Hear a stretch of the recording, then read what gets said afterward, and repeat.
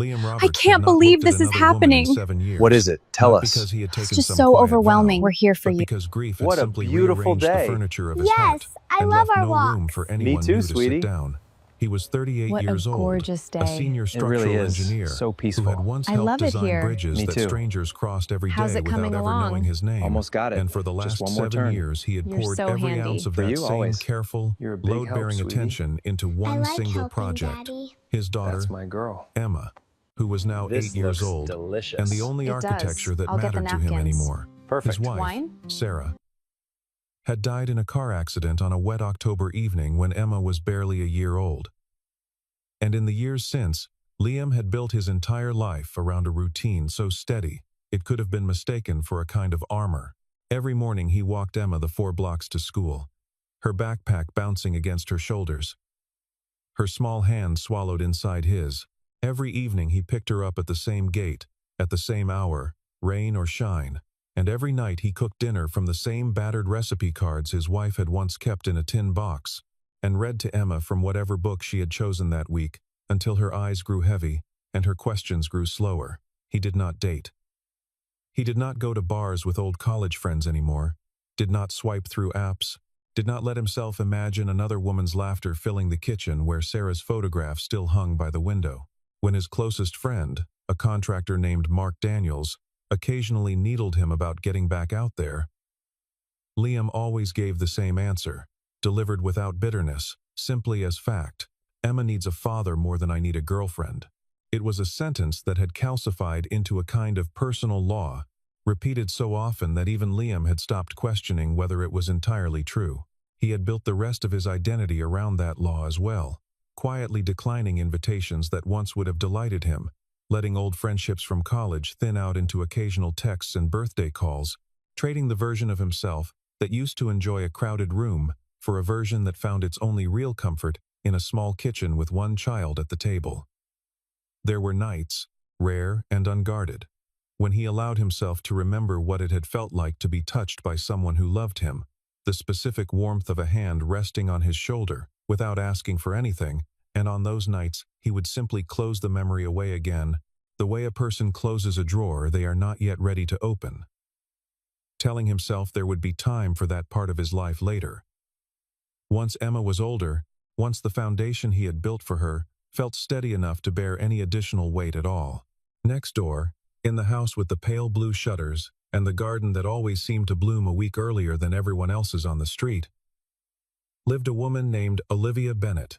She was 35, the founder and chief executive of a boutique interior design firm that had quietly become one of the most sought-after names in the city, the kind of success that came from genuine talent rather than connections, and the kind of independence that made her the subject of admiring gossip at every dinner party she rarely had time to attend. She had moved into the house beside Liam's almost 5 years earlier, back when Emma was still small enough to be carried, and in that time, the two households had grown into each other, the way two trees planted close together eventually tangle their roots without either one noticing exactly when it happened. Every morning, Olivia and Liam crossed paths at almost the same hour, she heading to her car with a coffee in one hand and a portfolio case in the other, he walking Emma toward the school gate, and they would exchange the small currency of good neighbors. A wave, a comment about the weather, an offer to bring in the other's mail when one of them traveled. Olivia signed for Liam's packages when he was at work. Liam fixed the latch on Olivia's garden gate when it started to stick. Olivia, who had no children of her own and had quietly stopped expecting to, found herself helping Emma with multiplication tables on the back porch, some afternoons, marking up worksheets with the same patient precision she brought to her blueprints. None of it was dramatic. None of it was meant to be anything more than kindness between neighbors. And yet, somewhere in the slow accumulation of these small, ordinary moments, Olivia had fallen in love with the man next door, quietly and completely, without ever once allowing herself to say so out loud. She told herself, in the careful language she used to organize even her own feelings, that a widower and a single father needed time, that grief did not work on anyone else's schedule, that pushing too hard or saying too much could shatter something fragile that had taken years to even partially heal. She told herself this so often that it became another kind of truth she lived inside, much like Liam's own sentence about Emma needing him more than he needed love.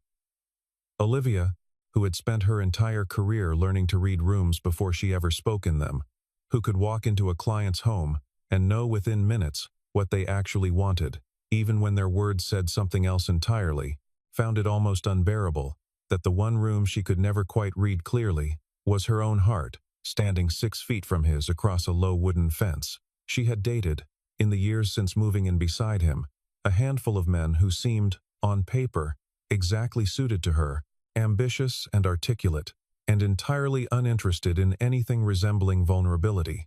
And each time, within a few months, she had quietly ended things, telling friends only that it had not felt right, never admitting that what it had not felt like was the particular, ordinary warmth of watching a father carry a sleeping child in from the car at the end of a long day.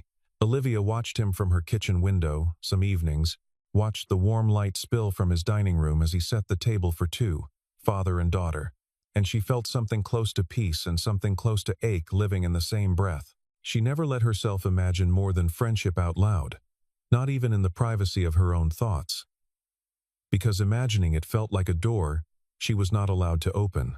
It was Mark Daniels, of all people, who eventually decided the door needed to be kicked down.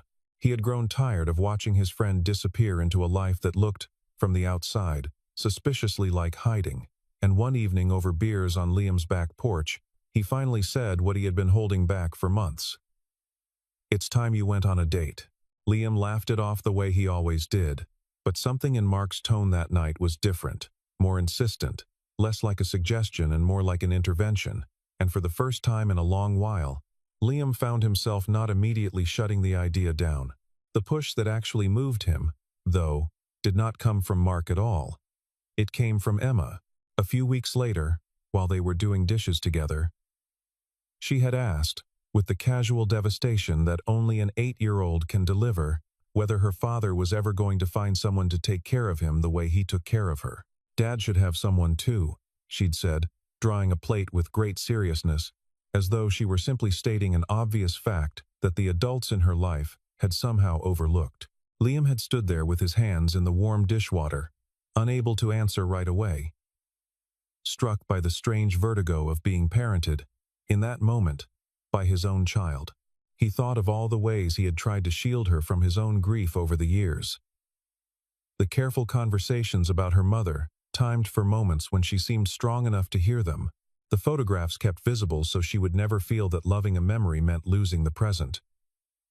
And it had never once occurred to him that somewhere in absorbing all of that careful parenting, she had also been quietly watching him, drawing her own conclusions about what he needed, and was too stubborn or too frightened to admit. The sentence followed him for days. It sat with him at work, drawing through structural load calculations with half his mind elsewhere, and it sat with him at night, in the quiet, after Emma had gone to sleep, when the house felt very large and very still. So when Mark mentioned, almost too casually, that he and his wife had quietly set up a dating profile for Liam weeks earlier, and that there was a woman who seemed promising, a graphic designer named Vanessa, Liam did not say no. He said, after a long pause, that he would think about it. Mark grinned, like he had just won something.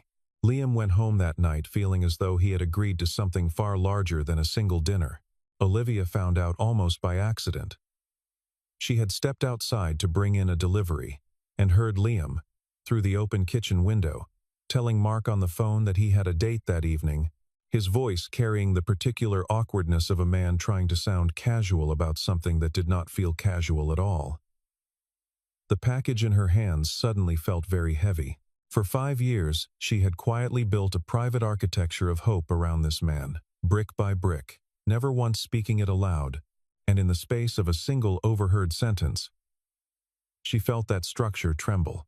She told herself it was good news, that he deserved happiness, that she had no claim on feelings she had never even confessed, but the rational arguments did nothing to soften the particular ache that settled into her chest, a feeling she recognized immediately and hated herself a little for recognizing so easily.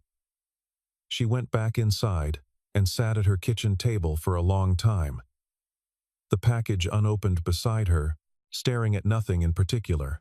That evening, she watched from her window as Liam got ready, the way she had watched 1,000 ordinary evenings before, except this one felt entirely different.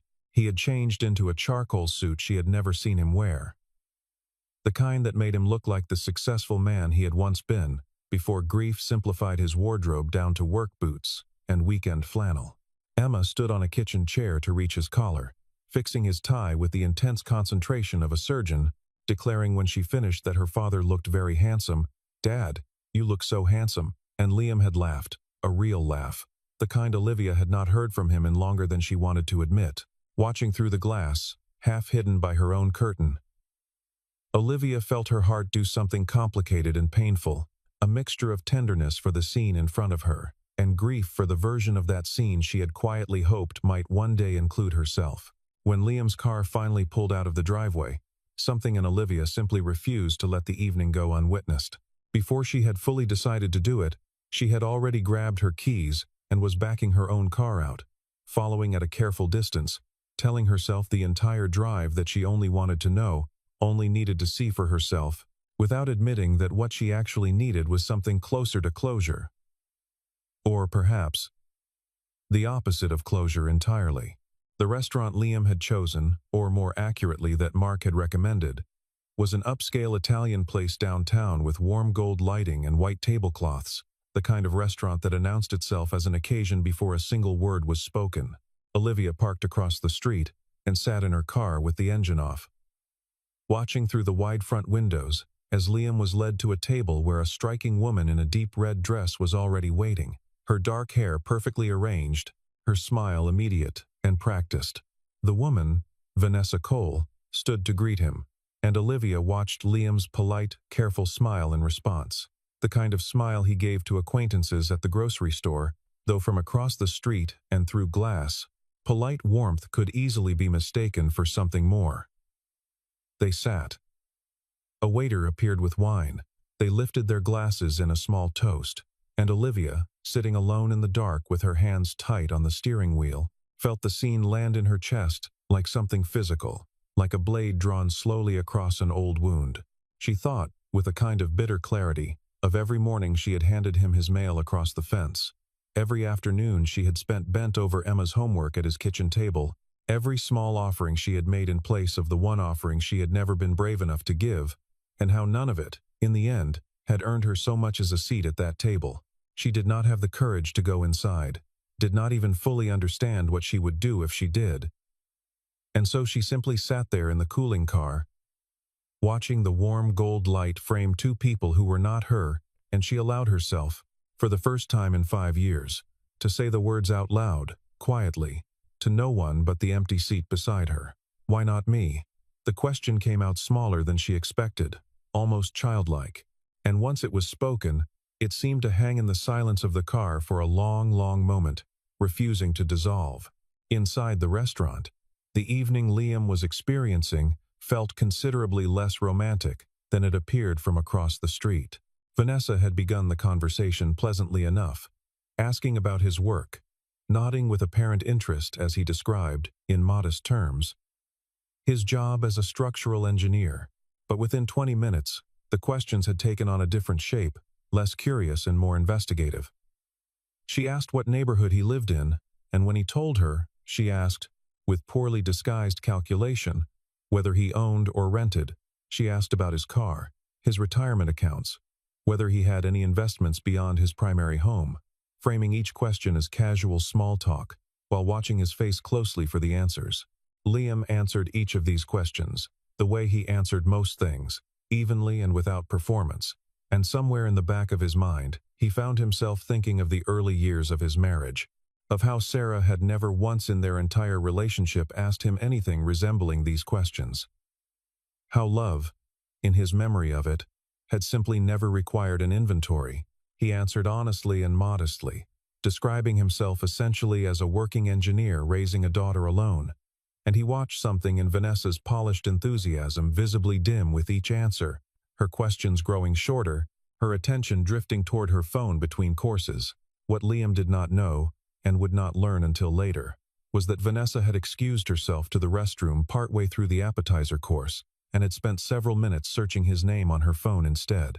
What she found surprised her enough to change the entire shape of the evening. Years earlier, before Sarah's death had reordered his priorities entirely, Liam had co-founded a small structural engineering software company with two college friends, a company that had eventually been acquired by a much larger firm for an amount that, even split three ways, had quietly made all of them wealthy, beyond what their modest lifestyles ever suggested.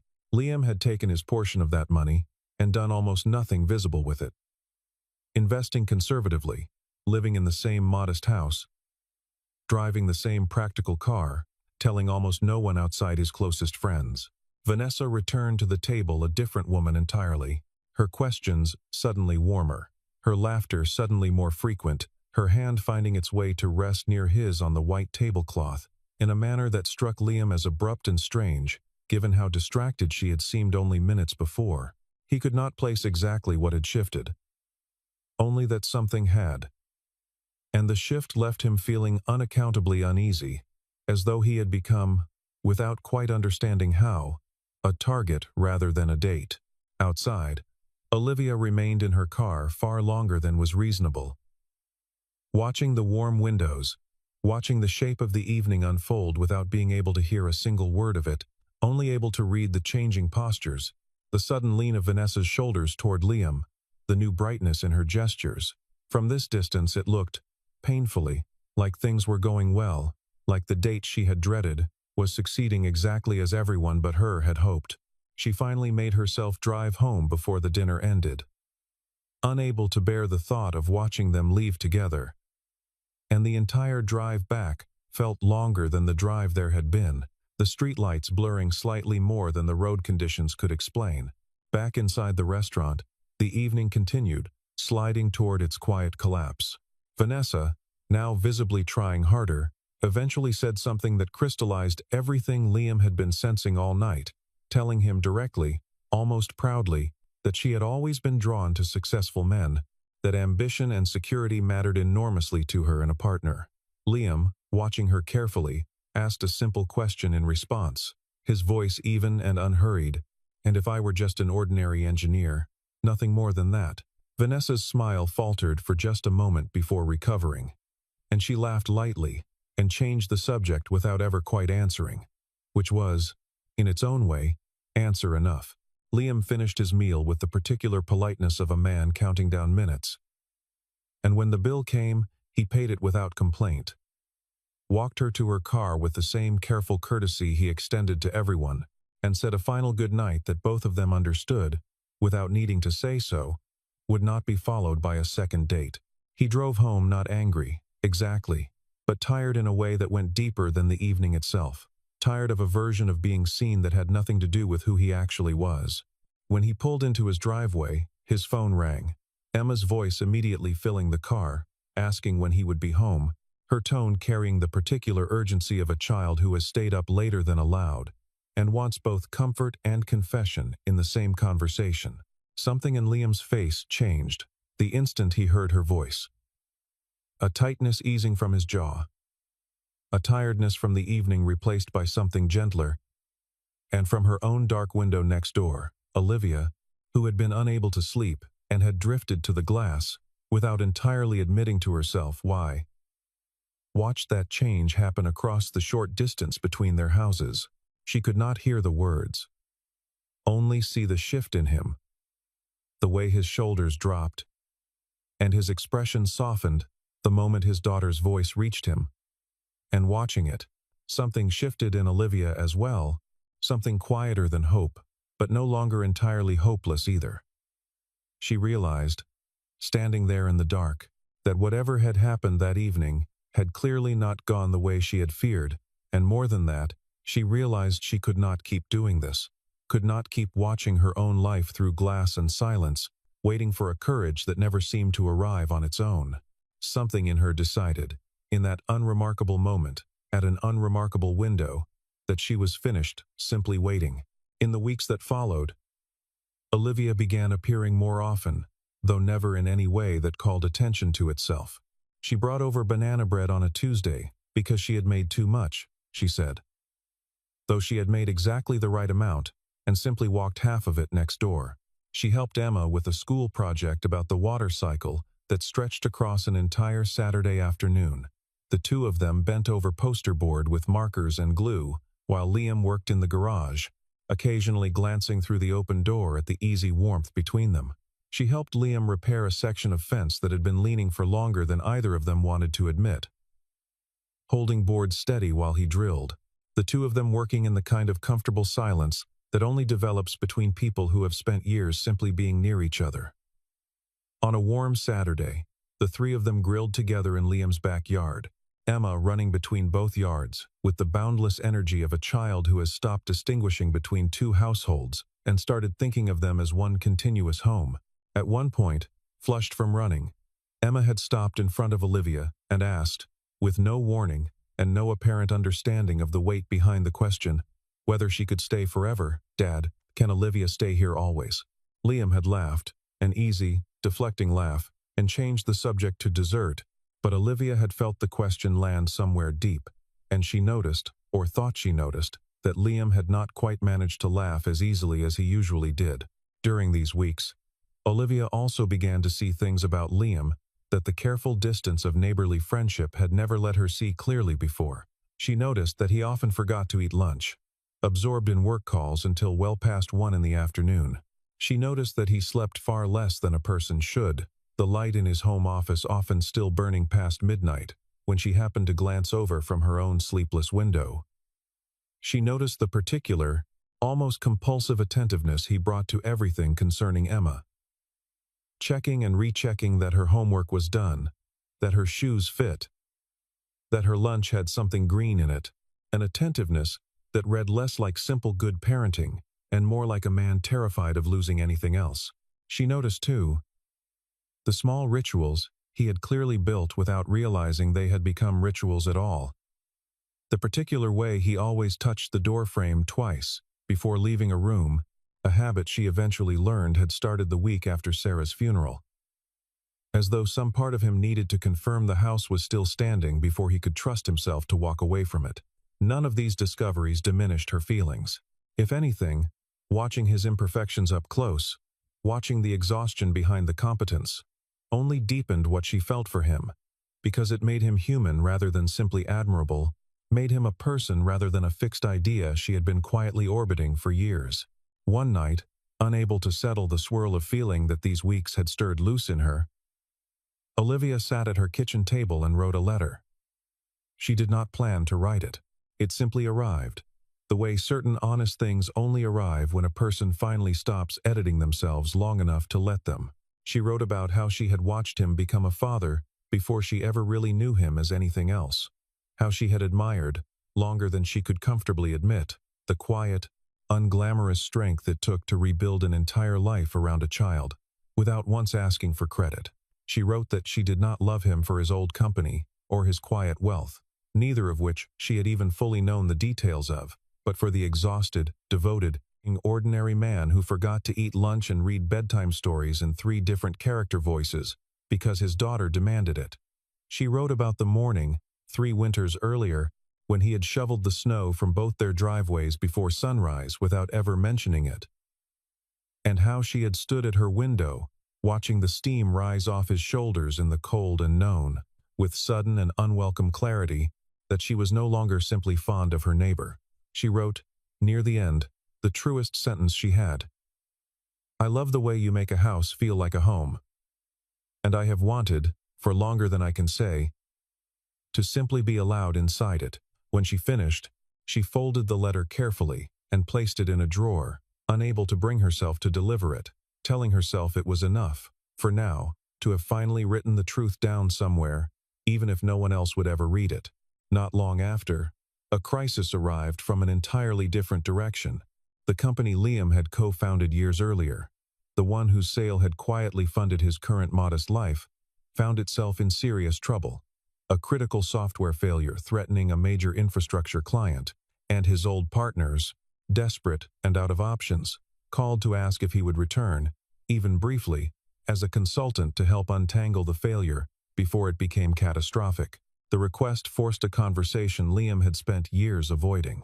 Mark, present for part of it, finally said aloud what had only ever existed as rumor among their small circle of friends, that Liam was sitting on a fortune most people would consider remarkable, while choosing to live as though none of it existed. Olivia, who happened to be present that same evening helping Emma with a science fair board in the next room, overheard enough to understand the shape of it, though what struck her was not the number itself but the question that followed naturally behind it in her mind. Why would a man choose this kind of quiet, deliberate simplicity, when an entirely different and far easier life had clearly been available to him the whole time? She thought of all the modest dinners, the second-hand furniture he had never bothered replacing, the old car in the driveway that ran perfectly well and therefore, in his mind, needed no upgrading, and she understood, even before he explained it to her, that none of those choices had been about money at all. She asked him directly, later that night. Once Emma was asleep, and the two of them sat on his back porch, with mugs of tea cooling between them. "Why have you lived this way?" she asked, not as an accusation but as a genuine question. And Liam was quiet for a long moment before he answered. He told her that after Sarah died, he had tried, briefly and painfully, to let people back into his life, and that more than once, what those people had wanted from him had very little to do with him at all. They wanted the version of him that came with money attached, the security and ease that proximity to that money implied. And each time he sensed it, something in him had simply closed a little further, until eventually it seemed easier, safer, to live in a way that made the question of money irrelevant entirely. If people came close to him, he reasoned, it would have to be for some other reason, because there would be nothing else worth coming close for. He admitted, more quietly than anything else he said that night, that he had sometimes wondered whether even Sarah would recognize the man he had become, whether grief had hollowed him into someone smaller and more guarded than the husband she had married, and that the thought frightened him more than being alone ever had. Olivia listened to all of this without saying a word, and when he finished, she found that she was crying, quietly, without any particular drama to it, simply tears falling because the loneliness behind his explanation was so plain and so undeserved. He noticed and asked, gently, why she was crying. And she told him only that it made her sad, the idea of him deciding, all alone, that he had to disappear in order to be loved honestly. He did not know what to say to that. And so he said nothing. And the two of them simply sat together in the quiet dark of the porch, the distance between their chairs feeling, for the first time, smaller than it had ever felt before. It was Emma, in the end, who became the unlikely messenger neither adult had asked for. Searching through a kitchen drawer for tape one afternoon, she found Olivia's letter, still folded, still addressed to no one but clearly written about her father, and being 8 years old and entirely without the adult instinct toward discretion, she carried it straight to him without a second thought. Certain only that grown-ups were sometimes slow to say important things, and that she was simply helping. Liam read it standing in his own kitchen, the late afternoon light falling across the page, and he read it slowly, then a second time more slowly still. He recognized, somewhere in the careful sentences, a kind of seeing that he had not experienced in longer than he wanted to calculate, a seeing that had nothing to do with the years his old company had been worth and everything to do with the exhausted, ordinary man who read bedtime stories in 3 voices. He sat down at the kitchen table for a long while afterward, the letter resting in front of him, and something that had been sealed shut inside him for 7 years moved, just slightly, like a door discovering it was not, after all, permanently locked. He found himself standing at Olivia's front door that evening before he had fully decided to go there, the letter still folded in his jacket pocket, his heart doing something unfamiliar and fast against his ribs. When she opened the door and saw him standing there, and then saw the familiar shape of her own handwriting in his hand, her face went through several expressions in quick succession, surprise giving way to something closer to fear. He asked her, his voice quieter than he intended, whether it was too late, and Olivia, who had spent nearly 5 years building elaborate, careful reasons for staying silent, found in that single, direct question that all of those reasons simply gave way at once. She told him everything then, the years of watching from windows, the quiet conviction that pushing too hard might break something already fragile, the ache of standing outside a restaurant whispering a question to an empty car seat, the letters she had started and torn up long before the one he now held, each attempt abandoned because the words had never seemed brave enough to survive daylight. Liam listened to all of it, and when she finished, he told her, in turn, that he had always felt something close to peace whenever she was near, a peace he had not let himself examine too closely, because examining it felt like admitting he might be allowed to want something more than survival again. He told her he had simply never believed he deserved a second chance at it. That some quiet, punishing part of him had decided long ago that loving someone fully again would mean betraying the love he had already lost, and that it had taken her letter and Emma's small, fearless act of carrying it to him to finally make him question whether that belief had ever been true at all. They stood together in her doorway for a long moment, and then, without either of them quite deciding to move first, they were holding each other. The kind of embrace that carries the weight of years finally being set down. Neither of them noticed, at first, the small figure standing just behind the door in her pajamas, having woken to use the bathroom and wandered toward the sound of voices, watching the entire scene with wide, delighted eyes. When Emma finally spoke, both adults startled apart, and she ran straight to Olivia, wrapping her arms around her waist, declaring with absolute confidence that she had known this would happen, that she had been hoping for it for what felt to her like forever, that she had quietly wished, more than once, that Olivia might someday simply become her mother in every sense, rather than just the kind woman next door. Olivia laughed through fresh tears at the directness of it, kneeling down to hug Emma properly, and Liam stood watching the two of them with an expression that mixed disbelief and something close to joy in equal measure. In the weeks that followed, the three of them began, almost without ceremony, to simply become a family. Dinners that had once been set for two stretched naturally to three, the table no longer carrying the particular silence of absence that had lived there for 7 years.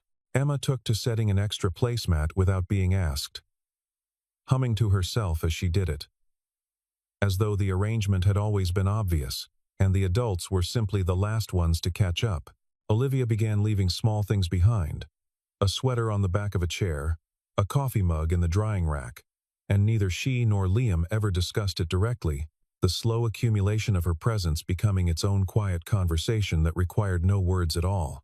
Mark and his wife, invited over one evening, sat at that same table looking between Liam and Olivia with the particular satisfaction of people who feel, however incorrectly, that they engineered something themselves, though both Liam and Olivia knew privately that whatever had happened between them had been built slowly, patiently, out of nothing more dramatic than years of small kindnesses across a low fence.